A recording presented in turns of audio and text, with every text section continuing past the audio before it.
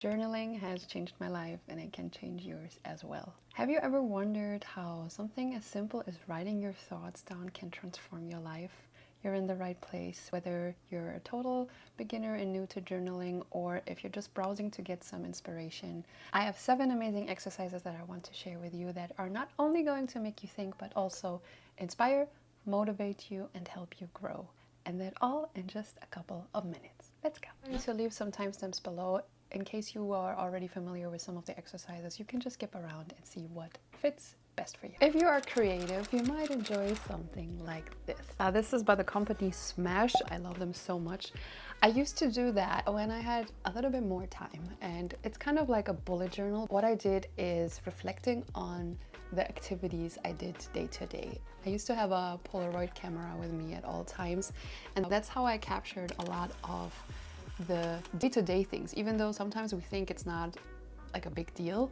I'm actually so glad I did, because now when I look back, I was like, oh my god, I forgot about this. So what I did is, this for example was from my going away party when I moved to the US, and I just printed out these little small pictures. Like, here's some pages from my first Halloween party in the States, and there's a couple of Polaroids, and sometimes I just really made it a habit to write down something that came to my mind, some things that I enjoyed doing, like some struggles that I had. And as I said, it's a really great way to look back.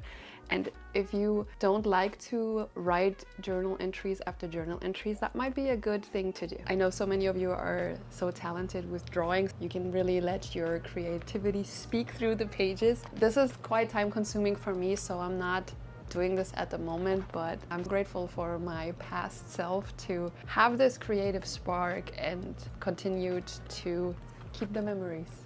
A fantastic tool that I've been doing for a couple of years now is called morning pages.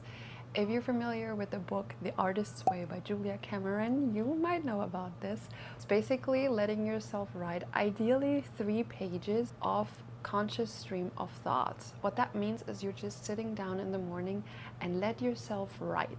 And it doesn't need to be grammatically correct. It doesn't have to make any sense, but it's just a very good tool to process your emotions and maybe see what's going on in your mind. I feel like every time I do this exercise, my mind feels so much clearer, because there is so much BS in my head sometimes that is holding me back, that keeps my mind cluttered, and I can't be productive or motivated or do the things that I actually want, because I have so many what if scenarios in my head. I'm overthinking, I have anxious thoughts, and this exercise really helps. I have to say that 3 pages a day is not really attainable for me. So what I do sometimes is just writing half a page. Sometimes it's just a paragraph. Don't make it hard for yourself. Less but better. Maybe it's just a sentence. Even if it's a sentence, for me, that counts as a win towards journaling. Every day is different. Your best version of today is not the best version of you tomorrow. So maybe today you write a whole page, tomorrow you're writing 3.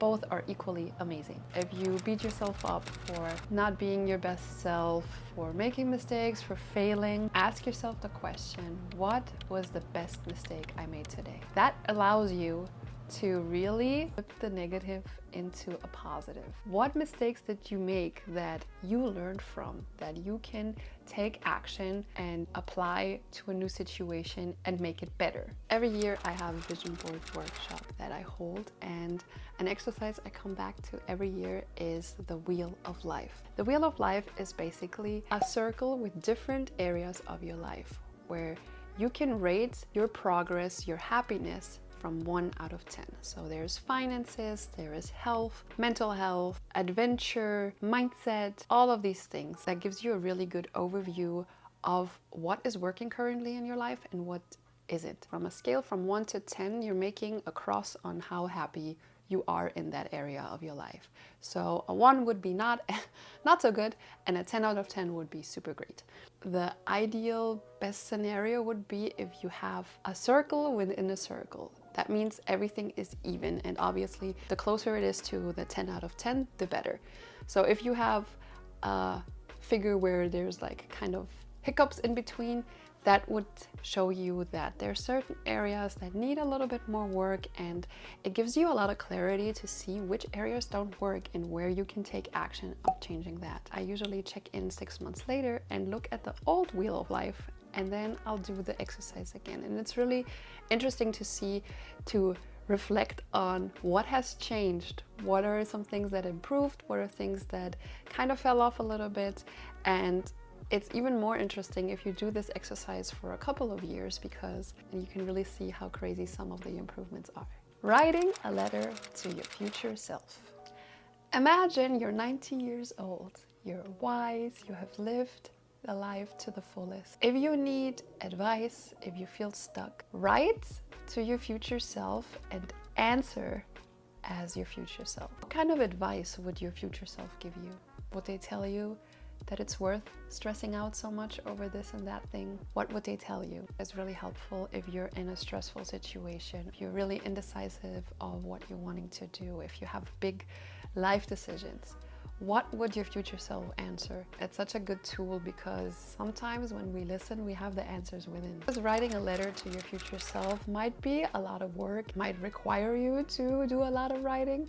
What I do instead every single day for the last, I think, 3 years now, is my higher self, future self journal. Basically, I write down how my future self wants to feel, and I answer it as my future self. How do I want to feel in my future? What experience do I want to make? What relationships do I invite into my life? If you're interested in the journal template, I will link it below so you can grab it for free. Now, I always preach this: gratitude. Gratitude is one of the most underrated tools, I think, to have a happier and more grateful life. What you can do is write down in the morning 3 things that you are grateful for. And I usually like to do the same thing at night. Right before I go to bed, I will also write 3 things. Gratitude shifts your mindset from the lack, the focus on all the things we don't have, to things we actually have in life. And if you focus on gratitude, you can invite more things to be grateful for. Fear setting exercise by Tim Ferriss. Basically, he says to put your fear under a microscope. That is a really powerful journaling technique. List out everything that holds you back from taking action for your fear. That will be the worst case scenario.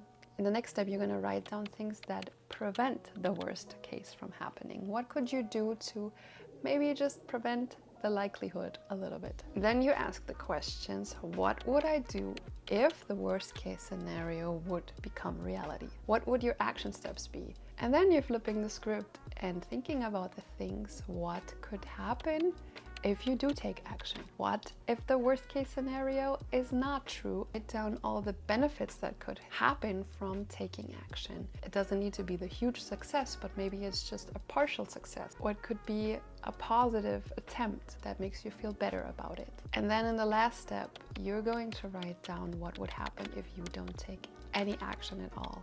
What would happen in 6 months, and a year, 5 years from now, and really see how that feels. Thinking about not taking action and where that could lead to in 5 years is sometimes really terrifying. So the exercise is really eye-opening. What would happen if the worst case scenario became your reality? What if it became true? What would you do?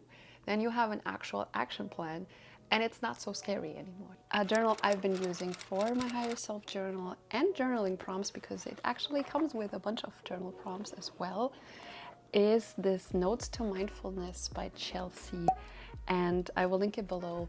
I really love this. It has the perfect balance between enough space to write your own thoughts, but also journal prompts. Some things do repeat in this book, but I actually don't mind that at all, because I think repetition is also giving you clarity, because not every day is the same. So there's a page on self-awareness. Today I'm noticing there's a part for the morning routine. Did I follow through with my morning routine? Yes, no, I felt. And then there's a little space for you to fill that out. It has gratitude in there. Today I'm celebrating 3 important actions I can help to make my day feel successful.